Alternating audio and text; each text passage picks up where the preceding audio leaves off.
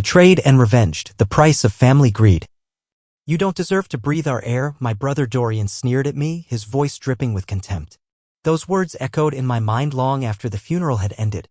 The shock of his cold, calculated betrayal still stung like it was yesterday, but the truth was even worse than I had ever imagined.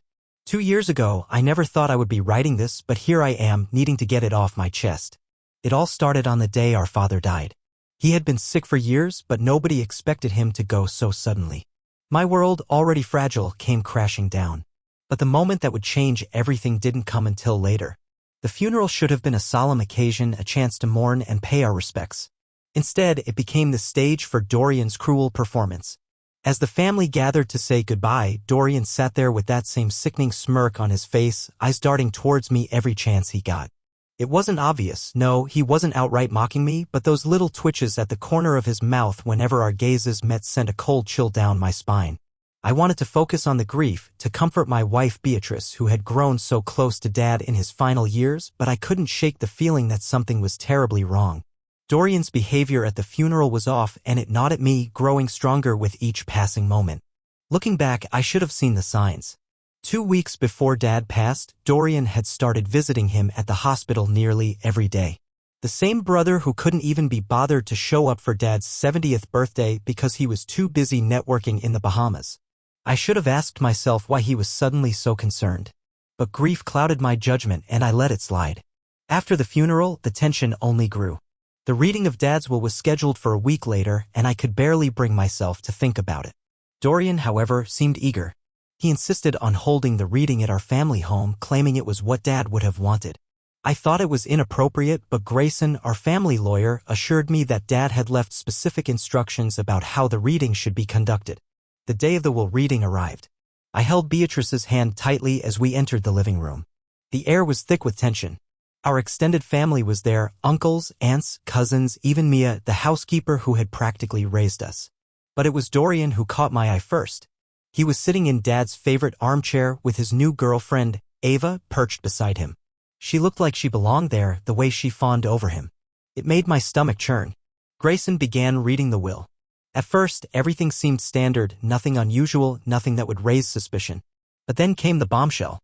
And to my sons, Grayson paused, adjusting his glasses. His hands trembled slightly. To my eldest son Dorian, I leave my entire estate, all business holdings and liquid assets. The room fell silent. My heart sank, but I couldn't bring myself to speak. I waited for the end to my younger son part, but it never came. Instead, Dorian stood up, adjusting his jacket with that infuriating smirk plastered on his face. "Dear brother," he announced loudly enough for everyone to hear. "I think it's time we stop pretending. You're a loser who doesn't deserve to breathe our air." The world around me spun. My legs felt weak as I stood up, trying to make sense of what was happening. Dorian's voice echoed in my ears, cruel and mocking. "Dad finally saw it too," he continued. "Why do you think he changed the will 2 weeks ago?" Beatrice's grip on my hand tightened, but it felt like I was losing control of my own body. My mind raced, trying to make sense of the betrayal, but Dorian wasn't done yet. "Always the quiet one. Always the responsible one," he mocked, making air quotes. "But what have you actually achieved? While I was out there making connections, you were what? Hiding behind spreadsheets." I couldn't even bring myself to respond. I just stood there, my eyes locked on Dorian, unable to comprehend what was happening. How had this man, this selfish, arrogant man, managed to steal everything our father had worked for? Grayson, who had been reading the will with a detached professionalism, suddenly avoided my gaze. I noticed him clutching his briefcase a little too tightly, his knuckles turning white. It was the first time I'd ever seen him look uneasy. As the room began to empty, I lingered, trying to process everything. Grayson approached me in a quiet corner, his voice low. "Check the financial statements from last quarter," he whispered. "All of them." I didn't respond. What could I say? My mind was reeling. Dorian had taken everything. And somehow I had missed the warning signs. The room fell into an uncomfortable silence as Grayson continued reading from the will. My heart thudded in my chest, and every word he spoke felt like a punch to the gut. Dorian sat there, smug as ever, barely able to hide his satisfaction. He didn't even flinch as the lawyer announced that our father had left everything to him, every asset, every business holding, the family estate, and all the liquid cash. "Dorian," Grayson said, adjusting his glasses, "to you goes the entire family fortune. The company, the properties, everything." I waited. I waited for the part where I'd be acknowledged. where Dad would at least leave me something to show that I mattered. But there was nothing. No mention of me. No inheritance. Not even a token gesture. Just silence. I felt my stomach churn as the room grew eerily quiet. I looked around at the faces of our relatives, some of whom had attended the service out of obligation, others out of genuine sorrow. I saw their eyes shifting from Dorian to me, some with pity, others with curiosity. I couldn't hold back anymore. I had to stand up. I had to make sense of what was happening. Dorian was already on his feet, straightening his jacket and flashing that smile I despised. Well, looks like the old man finally saw things clearly, he said, his voice thick with mockery. I guess it's time we stop pretending, Nolan. Dad always knew you were too soft. Too responsible. Too much of a failure. My fists clenched at my sides. The humiliation burned my chest. It took everything in me not to snap. Maybe it's time you realize that you'll never be anything more than someone who hides behind spreadsheets, Dorian continued, his words cutting deeper than any blade. While I was out there making connections, building my empire, you stayed home, playing it safe. Daddy's boy, right? Beatrice squeezed my hand, her face pale, her eyes wide with disbelief. She knew how hard I'd worked to build my career, the countless nights I'd spent building something that could make Dad proud. But here was Dorian, taking it all without an ounce of remorse. Grayson's voice faltered as he looked at me, probably wondering how I was handling this. But I couldn't focus on him. All I could see was Dorian standing tall, smug in his victory, while I stood there, utterly exposed. I wanted to scream. I wanted to knock that look off his face. But I did nothing. I just stood there, humiliated.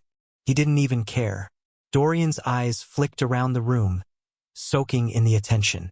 He was basking in his victory, and I felt like I was drowning in my own shame. Congratulations, Nolan, Dorian mocked, his voice oozing with satisfaction. You were never the right fit. You don't belong in this world. I guess Dad finally realized it too. The words hit like a slap across the face, and I felt the anger rise in me.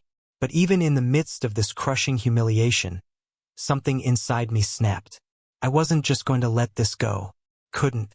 I thought about the late-night calls Dad had made in those last few weeks, his sudden change in behavior, how Dorian had appeared out of nowhere, acting like he cared when we both knew he was never there before. There was something off about this entire situation. Dorian had clearly manipulated things, bent them to his will, and I wasn't going to let him get away with it. And then, just as I was about to speak, Grayson leaned over to me, his voice barely a whisper, but enough to send a chill down my spine.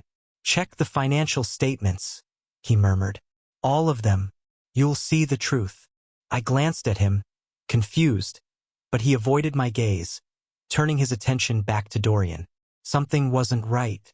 Dorian's overconfidence was beginning to look like a trap. His lavish spending, his quick decisions, there had to be more to it.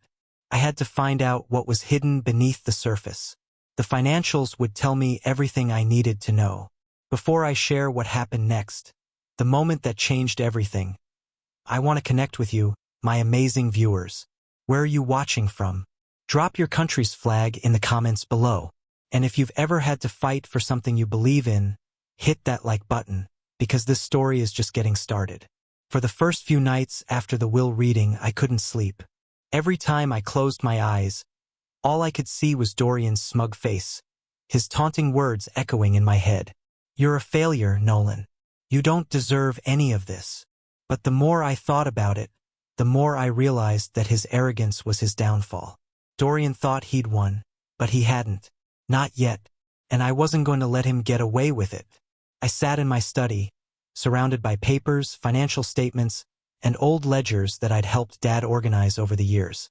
Beatrice had been working tirelessly by my side, her legal expertise proving invaluable as we began to unravel the mess Dorian had created. I'd never been so focused, so detached from the emotional chaos that had overtaken my life. This was about strategy, not revenge. Look at this, Beatrice said one night, her finger tracing a line in one of the documents. There's something here, a pattern in his spending. He's buying up everything he can, but none of it is actually adding value to the estate. It's all just indulgence.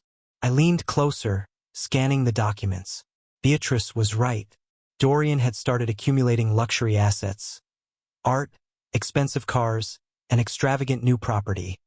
but none of it seemed to make sense from a financial standpoint. It was as if he was trying to build an empire, but he wasn't really building anything at all. I grinned. That's when the plan began to take shape. Dorian's so-called empire was built on a house of cards, and I was going to make sure it crumbled. We set to work immediately. I contacted a few old allies, people who had worked with Dad for years but had quietly left the business after Dorian took over. They were willing to help, and their loyalty to the family meant more than just money. Together, we created a series of shell companies, entities on paper that would appear legitimate but were entirely under my control. These companies would hold all the assets Dorian thought he was investing in. Every lavish purchase, every high-risk venture he made would actually funnel money back to me, hidden in layers of transactions. Dorian wouldn't even know what hit him. The nights bled into weeks as Beatrice and I worked in tandem, meticulously building a financial web. We manipulated Dorian's investments, feeding him information about exclusive opportunities that were nothing more than traps. I made sure to keep my distance from Dorian, never letting him suspect that I was behind anything. I watched him, observed his every move, and waited for the right moment to strike. What struck me the most was how quickly his arrogance grew. As his wealth and apparent power increased, so did his sense of invincibility. He made bold moves, buying properties in foreign countries, making extravagant investments that seemed too good to be true. And every time he made a purchase, every time he signed a deal, it came back to me. I felt a sense of satisfaction in watching him dig deeper into the trap. Each small move I made pushed him further out of control, and it was only a matter of time before the weight of his own decisions crushed him. But the satisfaction wasn't immediate. The payback here wasn't going to be quick, and that was the beauty of it. I wasn't in a hurry. The longer it took for Dorian to realize what was happening, the sweeter the victory would be. I remember one night, sitting alone in the dim light of my study, staring at the numbers in front of me. The plan was working, and yet I felt detached. My emotions, the hurt, the betrayal, I had shut them out. This was no longer about revenge for me. It was about precision, control. The phone rang, interrupting my thoughts. It was Beatrice, her voice steady but filled with a hint of excitement. "Nolan, you're not going to believe this. He's made another move, an even bigger one this time. A new property in the Caribbean. And he's already talking about starting a resort there." I leaned back in my chair, feeling a small rush of anticipation. Let him. Every penny he spends is another step closer to the end.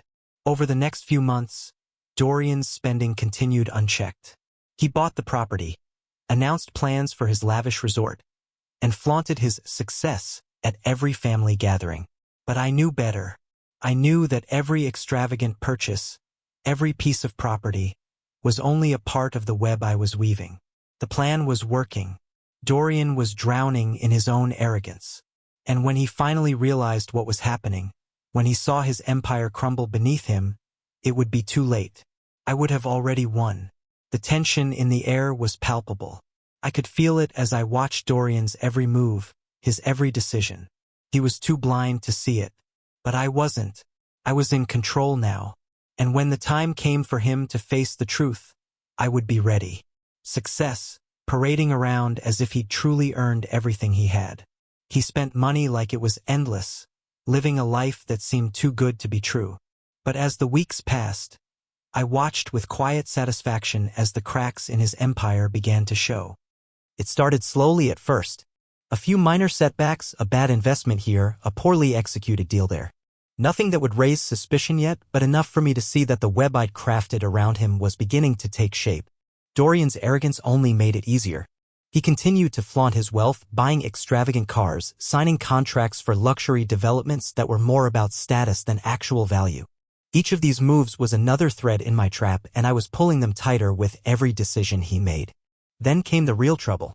Dorian's investments, once hailed as the future of his empire, began to collapse under their own weight. The real estate development he had sunk millions into? It was a disaster. The resort he'd bought in the Caribbean? It was hemorrhaging money. Every decision he made only seemed to make things worse, and yet he refused to see it. I could see the panic beginning to set in, but it was always just under the surface. He'd throw more money at the problems, hoping to fix them, but each move he made pushed him deeper into the hole I had dug for him. I watched from the sidelines, calm and detached, as his so-called empire crumbled piece by piece. His arrogance had blinded him to the reality of his situation, and it was only a matter of time before everything fell apart. At first, Dorian tried to maintain his composure.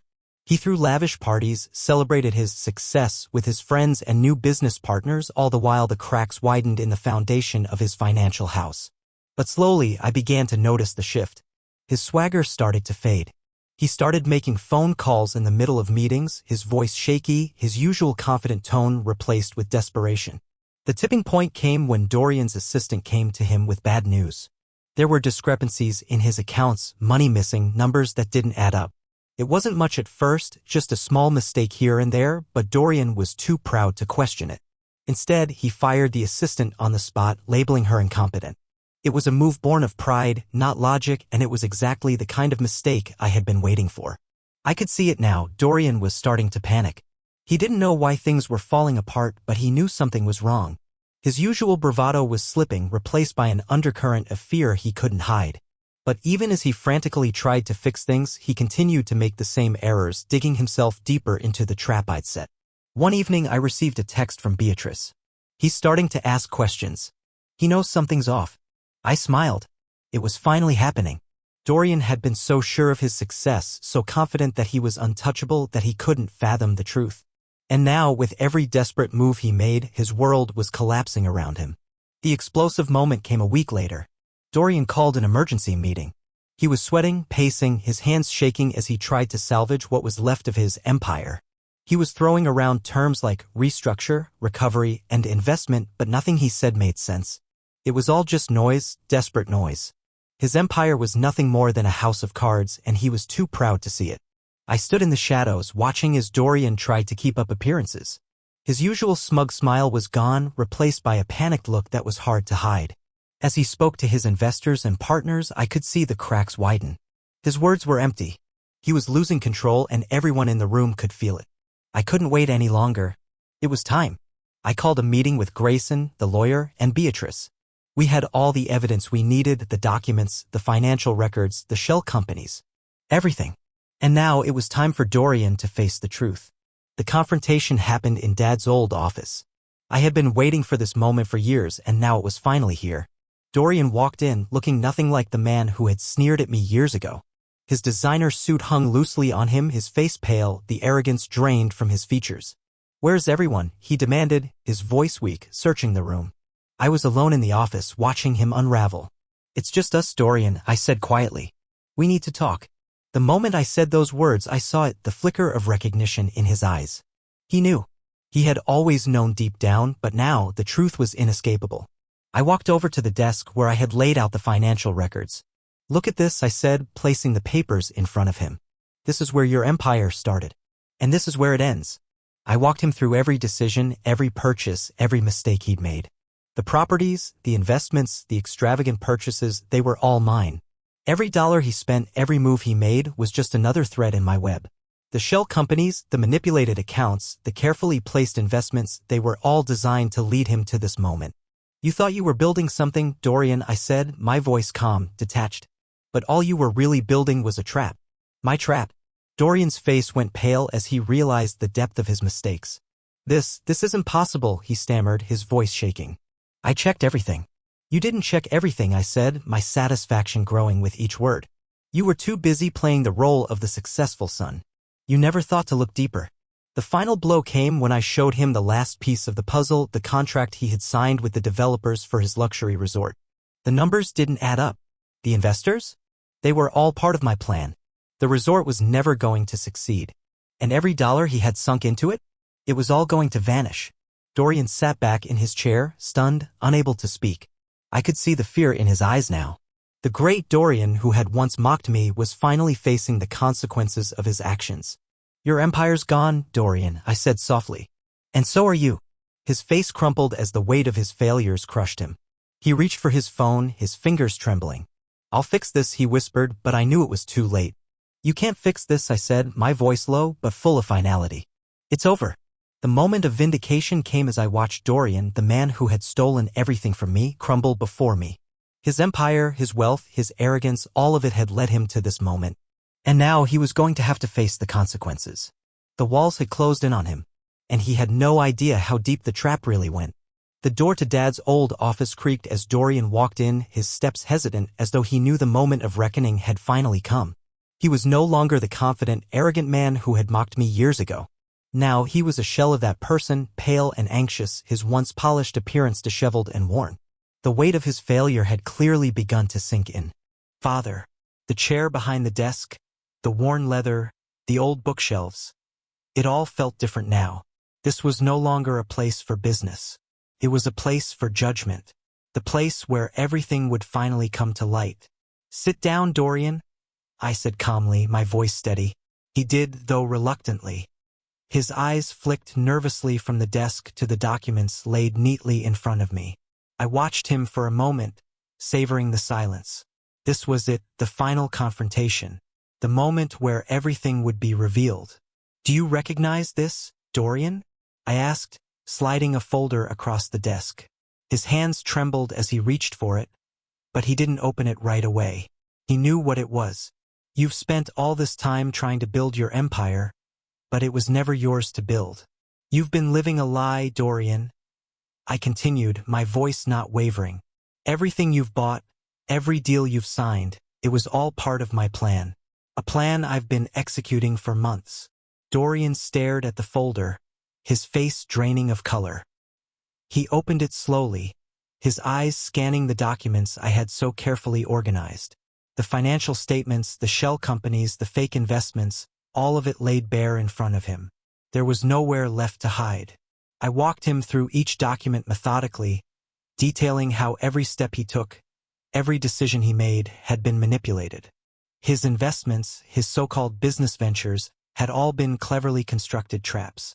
Money flowed from his pockets into mine, and he hadn't even noticed. Every lavish purchase, every smart investment he made, was just another link in the chain that had been pulling him closer to his downfall. You thought you were the one in control, but I was always the one pulling the strings, I said, my voice calm, almost matter-of-fact. All those investments you made in the luxury properties, my companies were controlling them. That resort you were so proud of, it was never going to succeed. You were just feeding money into a hole you couldn't see. Dorian's eyes widened as the truth sank in. No, this can't be, he stammered, his voice shaking. He stood up abruptly, but I didn't flinch. He was desperate now, his hands grasping at the air as if he could somehow fix the mess he had made. You can't do this, Nolan. You can't take everything from me. I'm not taking anything from you, Dorian, I said coldly. You've already lost it all. You just don't realize how deep you've fallen. Dorian was shaking now, his face contorted with disbelief and panic. His once pristine facade was crumbling, piece by piece. What do you want from me? He asked, his voice cracking. How much more? I'll pay you back, Nolan. I'll do whatever it takes. Just don't ruin me.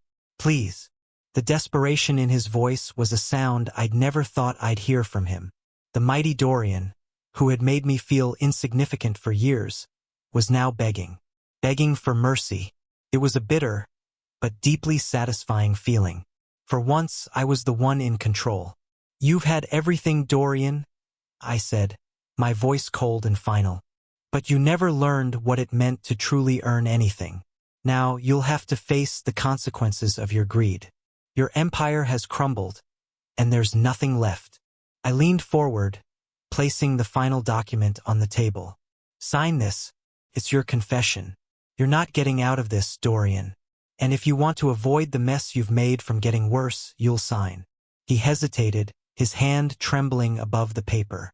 The silence stretched on, but I knew he had no choice. He was broken, and he knew it.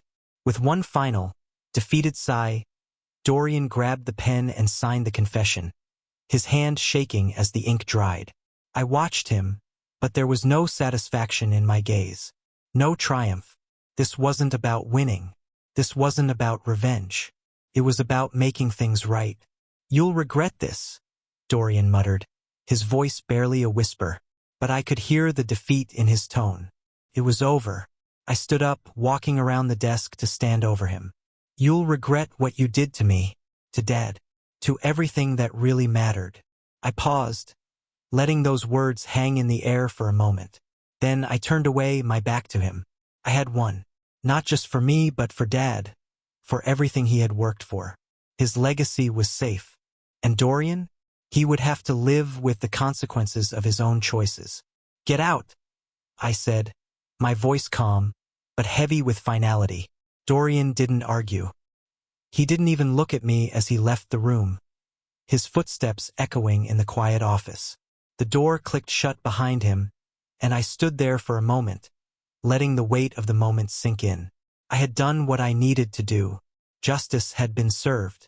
The web of lies had unraveled, and Dorian's downfall was complete. And me? I finally had peace. As I sat back in Dad's chair, I couldn't help but reflect on everything that had led to this moment. The anger, the betrayal, the years of feeling like I wasn't enough. It was all over now. I had reclaimed what was rightfully mine. But more importantly, I had protected the legacy of the one person who had always believed in me. The story of our family was far from over, but for now I had won.